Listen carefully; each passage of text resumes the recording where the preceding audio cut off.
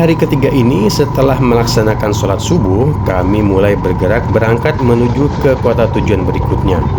Dari Hotel Urban View di Kota Agung, tepat pukul 6 pagi, kami mulai ngegas lagi menuju Krui, menuju TNBBS atau Taman Nasional Bukit Barisan Selatan.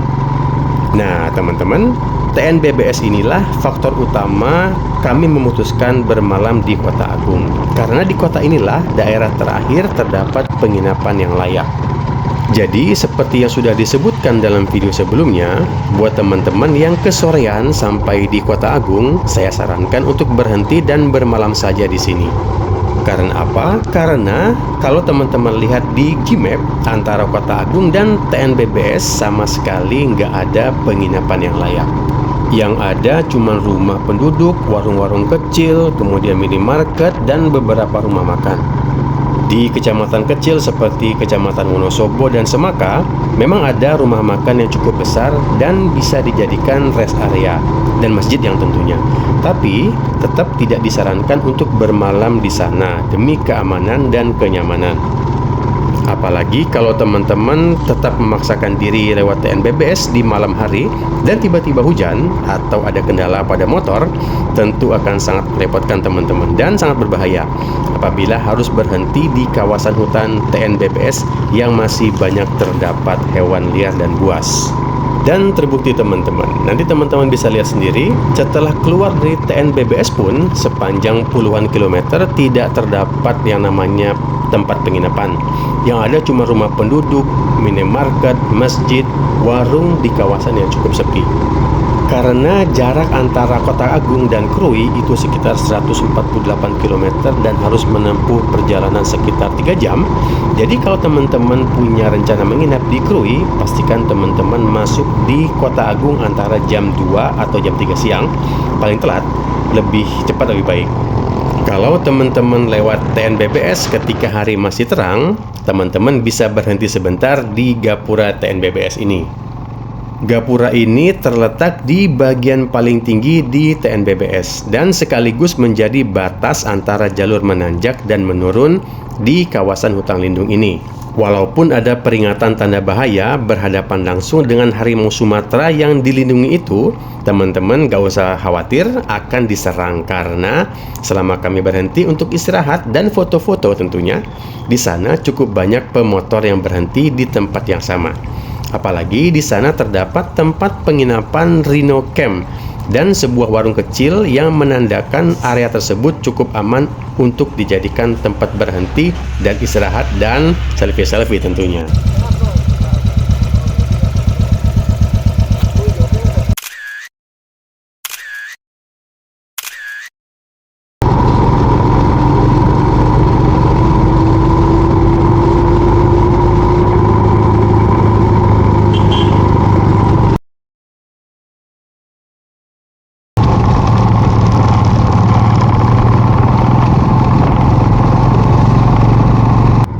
Keluar dari jalur menurun TNBBS, kita akan kembali memasuki kawasan atau kota administratif di Kabupaten Pesisir Barat. Sama seperti sebelumnya, kota-kota yang kami lewati di kawasan ini juga relatif sepi. Hanya terdapat rumah-rumah penduduk, masjid, dan warung-warung kecil saja. Tapi kami bertiga cukup happy karena jalanan di jalur ini sangat lancar dengan jalan aspalnya yang mulus dan lebar, dihiasi pemandangan yang indah.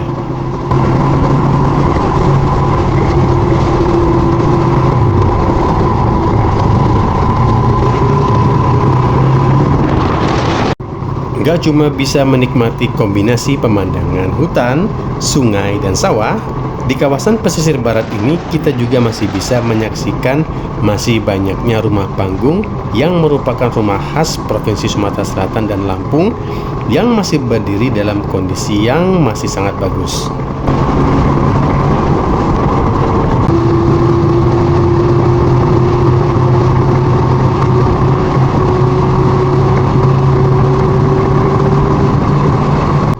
Ini yang asiknya lagi nih teman-teman. Memasuki Kecamatan Pesisir Selatan, kita sudah bisa memulai perjalanan menyisir pantai yang berada sangat dekat jaraknya dengan jalan. Ada banyak warung yang bisa kita jadikan tempat untuk beristirahat, melepas lelah, menikmati air kelapa muda sambil menikmati pemandangan laut lepas ke arah Samudra Hindia yang terletak seperti tanpa batas.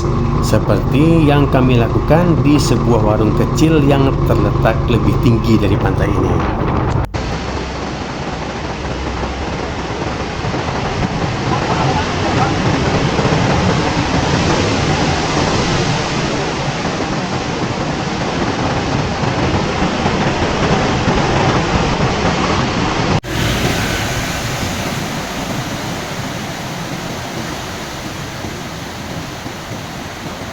Dan tidak lama kemudian kami berhenti lagi di sebuah rumah makan yang terletak persis di pinggir pantai untuk isoma dan menikmati makan siang ikan bakar dan asam pedas khas Sumatera. Yummy yummy.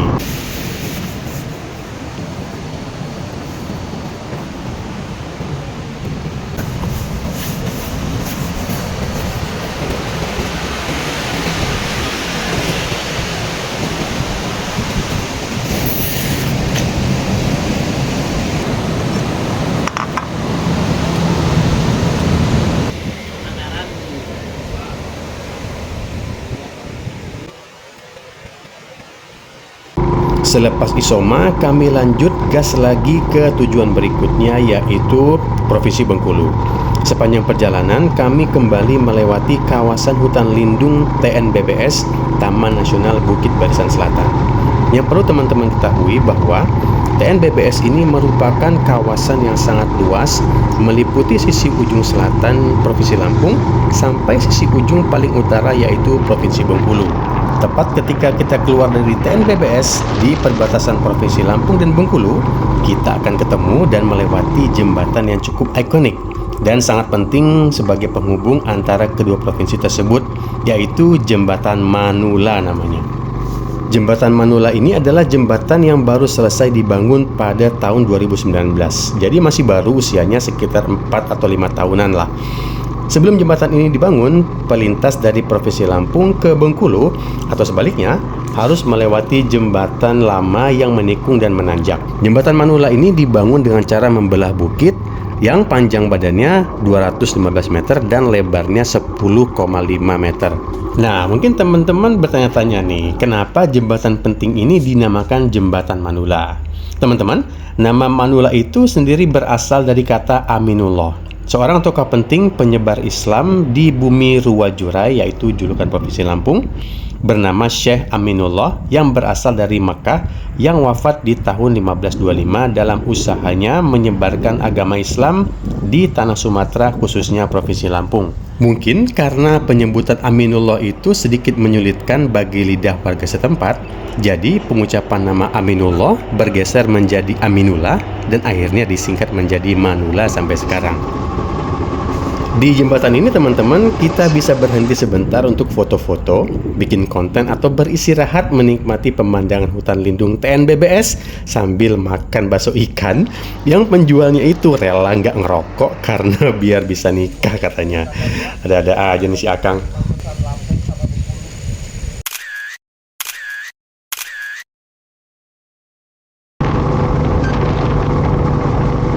Setelah menyelesaikan semua urusan di Jembatan Manula, kami bertiga lanjut ngegas lagi.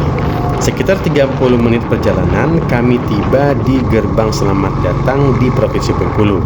Tentu saja kami nggak mau melewatkan spot ini karena akan jadi momen yang akan dikenang kalau kami menyempatkan diri foto-foto di depannya. Jadi teman-teman jangan sampai kelewatan ya spot penting ini.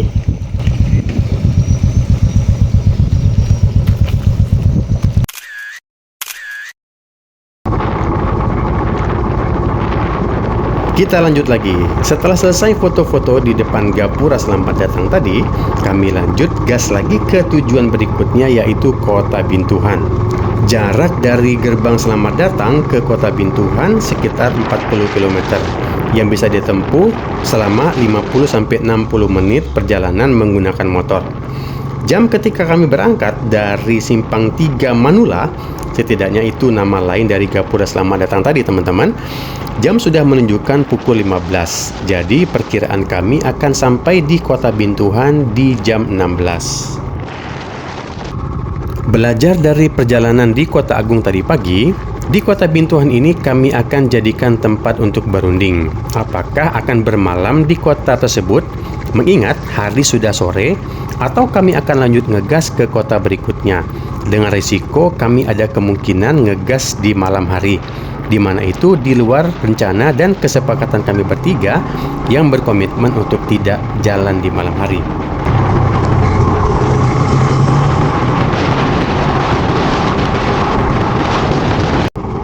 Dan alhamdulillah perjalanan ke Kota Bintuhan lancar jaya dan aman. Dan kami tiba tepat waktu sesuai perkiraan, yaitu pukul 16.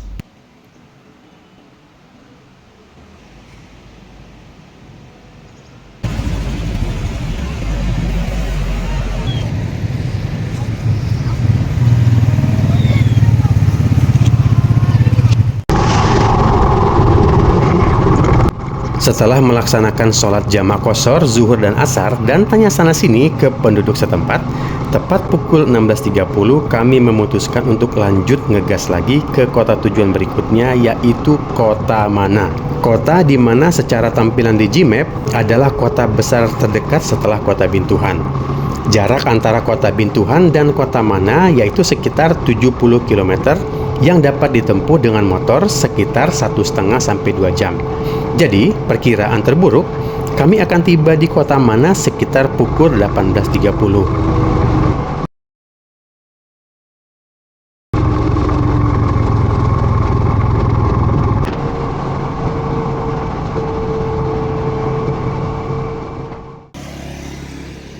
Dan sesuai perkiraan, sekitar pukul 18.30-an kami sampai di Kota Mana. Kota dengan nama yang akan menimbulkan pembicaraan yang tidak berujung. Karena bayangin teman-teman, kalau rombongan kita nanya, kita nginep di mana? Jawabannya di mana? Yang nginep di mana? Ya di mana? Dan seterusnya sampai pohon duren berbuah rambutan, teman-teman.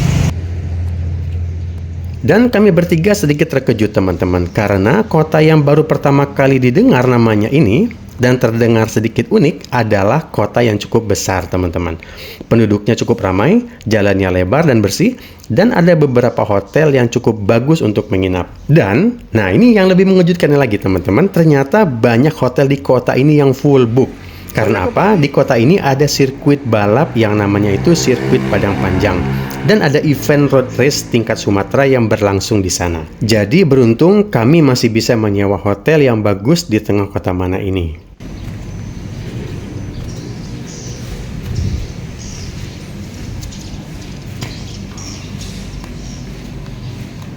Karena hari masih belum terlalu larut malam dan besoknya ada event besar, saya pikir harusnya ada nih bengkel yang masih buka buat saya ganti oli. Dan benar aja, setelah saya tanya ke petugas hotel, ditunjukkanlah ke sebuah bengkel kecil di dekat hotel. Nggak apa-apa, yang penting ada tempat buat bongkar dan menampung oli bekasnya.